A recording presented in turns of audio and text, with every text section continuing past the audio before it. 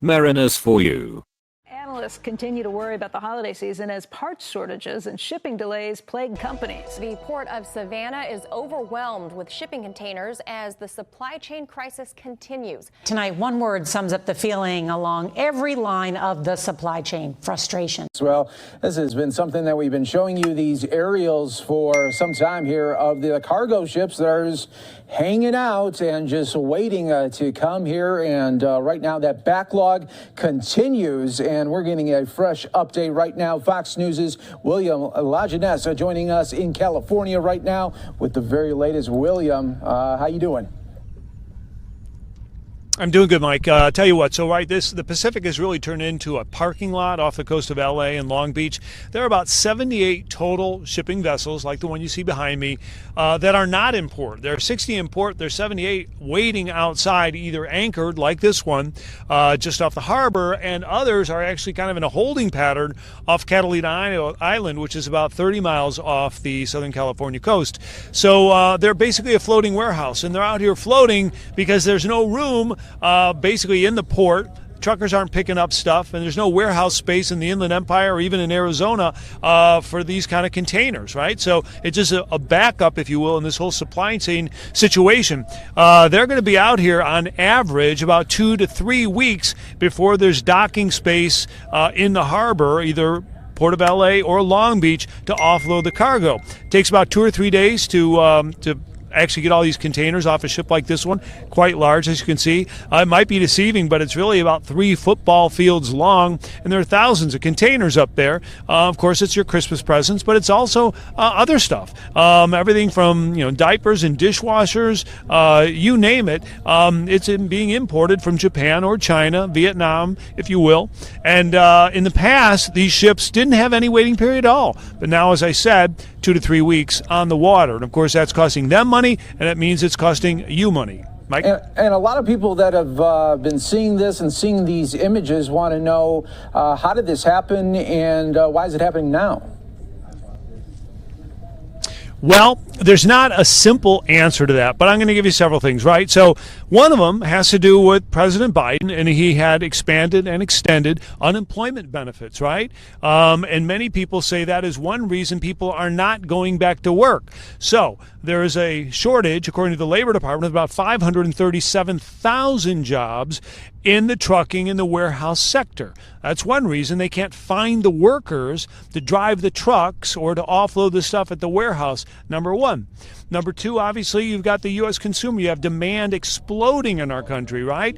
The people coming out of the pandemic, we're ordering all kinds of things. In fact, I heard a figure today that there are 6 imported or vessels importing things to the U.S. for every 1 ship that exports. So the trade imbalance is probably as bad as it's been since about 2002. So that's another reason. So you've got congestion in the ports, and you've got a backup because people are not being hired. But it's not a simple thing. There's lots of cogs in the wheel, if you will. Mike? Yeah, and how long do they feel they will do this 24-hour operation in L.A.? I mean, after a certain point, they're just going to be where they can't do it for that long.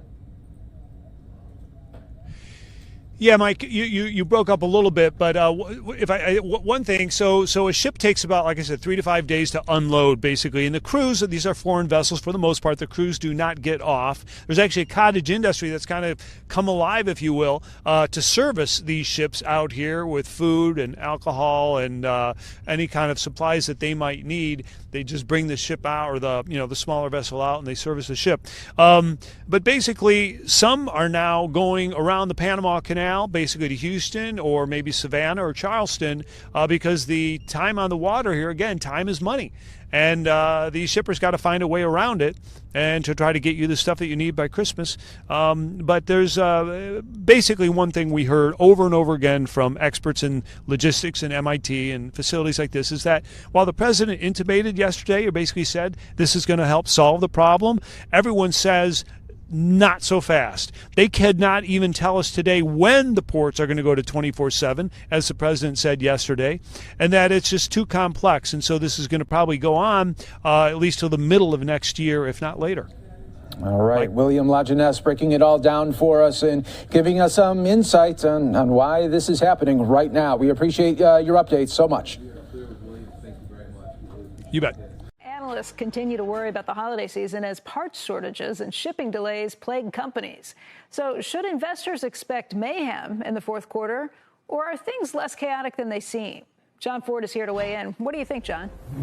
It's really bad out there. Jane Wells reported last night that President Biden's move to keep ports open 24/7 won't actually force private terminal operators to stay open. That means open ports, but container ships with no place to park and get unloaded. Then you got to consider the lack of truckers and warehouse space. So investor beware. This is starting to show up in stock prices. On Tuesday, Baird lowered margin estimates for Amazon on those cost concerns. And of course, there's always an Apple rumor. Also Tuesday, reports claimed Apple's cutting iPhone production because of component shortages, and that stock dropped. I've been hearing concerns about this ramping up from CEOs. It's a multi-level problem.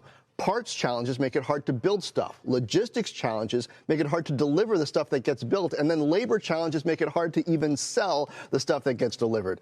Today, it's 6 weeks till Thanksgiving when the real craziness starts, and it is chaotic already, Becky. So then why are companies launching new products at all right now? You've got Amazon with new televisions. Apple's expected to announce new laptops on Monday. Is that just a fool's errand? Well, yeah. On the other hand, things aren't quite as bad as they sound. Yes, things at the ports are bad, but thank goodness not everything comes in by boat. Think about it this way. The stuff that's going to be the hardest to get will be heavy, cheap, and new. Heavy stuff you want to send by boat because it's too expensive to fly. Cheap stuff, companies can't justify the expense of air freight. And new stuff, you've got to build it and ship it immediately, even during a traffic jam, because it's showtime. But look, big companies with good data have been finding ways around this. Amazon's head of devices told me they're intentionally announcing their lower cost devices earlier in the year. They did that so they'd have time to build inventory. Microsoft's head of devices told me it's an advantage that their stuff is more premium priced so they can afford to build in shipping costs. And when it comes to Apple's new iPhones or watches, that stuff is tiny, lightweight, and expensive, so air freight makes sense. Suppliers, by the way, said that production cut rumor is false. So we're going to have this holiday season, probably not mayhem and empty shelves, but the stuff available on shelves is going to be small and pricey. So it's companies that have good data that can get ahead of things, probably also companies with deep pockets? Yeah, exactly. So if they're able to plan ahead and get stuff out earlier, that's going to help. And then, these production things, they come in waves. Sometimes there's a slowdown, but then they're able to ramp back up. If the company's able to do air freight and get stuff back on the shelves, well, they're going to have more stuff on shelves where others won't. This is Fox 46 News at 5. Right now at 5, waiting on something to be delivered to your house. Chances are it is sitting on cargo ships like these off the southeast coast. Now, the ship tracking map shows more than 24 cargo ships anchored off the port of Savannah, just waiting to be unloaded. Many of the items on those ships are headed straight here to the Queen City. Well, supply chain issues are impacting people and ports across the country. Well, now we're uncovering exactly what those delays mean for our area. Fox 46 chief political correspondent Emma Withrow joins us live from Charlotte's inland port. Emma. That's right, guys. Well, I spoke to a shipping container employee, and he said to give you some perspective on just how backed up they are on these shipments. What would normally take about a day to get to Florida from here to Charlotte is now taking about a week. Say even if you corrected the problem today, it would still be months before you would actually see a lot of results. That's Caleb Boucher, the sales manager at Craters and Freighters Charlotte. They pack and ship thousands of crates every day, but lately business has been tough. Some of our suppliers, for things we use just here in our business, we've either had large price increases or there are delays. We get emails about them, daily if not weekly, on kind of what's coming up so we can order ahead. And those price increases are trickling down to the consumer. September's inflation report shows a 5.2 increase since just last year. We went through a few months stretch where we were having, trouble even sourcing the lumber to build our crates. Charlotte gets a lot of its goods from the Port of Savannah, which currently has around 80,000 containers piled on top of each other, waiting to get to their destination. Paul Hoban, who's worked in different areas of the supply chain for years, isn't optimistic it'll get better anytime soon. What you're seeing at Savannah is loaded containers, and then what you're seeing inland is empty containers. And the volume, the numbers the volume of them are so huge that it's kind of created gridlock. So how is this going to get fixed? I don't know what we're going to do, as far as there's just no space. There's no space to put an empty. There's no space to put a load. And they're just sitting there, and it's kind of, it's just a crazy situation. So if you're planning to order anything for the holidays, you might want to start shopping and shipping much earlier than normal. Still no set date on when this is all going to get sorted out, but we do know that President Biden met with union officials and port authorities yesterday to try to get this organized and somehow sorted out by the holidays. But for now, back to you guys. We're going to head back out now to Alicia Reed, who is live at Packer Avenue Marine Terminal with the details there. Hi, Alicia. Hey, Janelle. Well, if you've noticed fewer options while grocery shopping or in stores, know that this is a national problem. There's been a backlog getting items from shipyards and into stores. Now, right behind me, what you're looking at are shipping containers stacked with poultry, fresh produce, and the like, all going to supermarkets. There are also other containers here at the Packer Avenue Marine Terminal with toys, tires, furniture, and other items heading to stores such as Walmart or Home Depot. Now, there is a backlog across the board, so containers that usually spend a few days in the yard are delayed for up to a week due to staffing shortages. I'm told there's some containers that have been here since May, but fresh produce and other perishables take priority. Right now, the yard is 15 to 20% short-staffed and needs additional labor in order to meet the increased demands of the port. For now, to bridge the gap, employees are working overnight hours when the port is usually closed. We've had about 13,000 containers dwelling on our terminal, waiting to get moved out. That's almost double the normal containers we have on the terminal. And we've seen refrigerated containers dwell double because a lack of truck power, a lack of labor in the receiving warehouses, and then a lack of outbound trucking to the supermarkets. So every link in the chain is connected here. Now, while folks here are managing as best they can as we look forward to the holidays, I'm being told we should expect delays or shortages while shopping. Reporting live from South Philadelphia, Alicia Reed, CBS 3 Eyewitness News. A big problem here in our region and across the globe as well. Alicia, thank you for that. Appreciate it. Good morning. I'm Clinton Griffiths. In an effort to clear up the supply chain crunch in the country, the White House is brokering an agreement to target where some of the backups start, out on the West Coast ports. The agreement means the Port of Los Angeles will become a 24-hour, 7-day-a-week operation. The expanded hours will almost double the time that cargo will be able to move in and out at the port. That port and the Port of Long Beach account for 40% of all shipping containers entering the U.S., and Long Beach went to 24-hour operations a few weeks ago.